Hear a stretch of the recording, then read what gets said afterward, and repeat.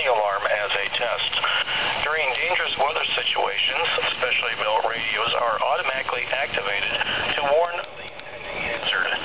Tests of the warning alarm tone are normally conducted at this time every Wednesday between 11 a.m. and noon. If severe weather threatens the area near the normal test time, the test will be postponed until the first good weather day.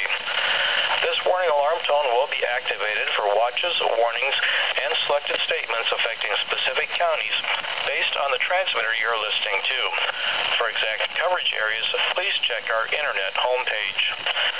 Receipt of the warning alarm tone will vary at any given location, especially at greater distances from the transmitter and in large buildings. This concludes the weekly warning alarm test.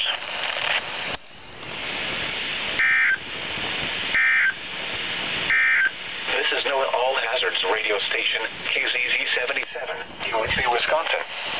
Broadcasts are on a frequency of 162.4.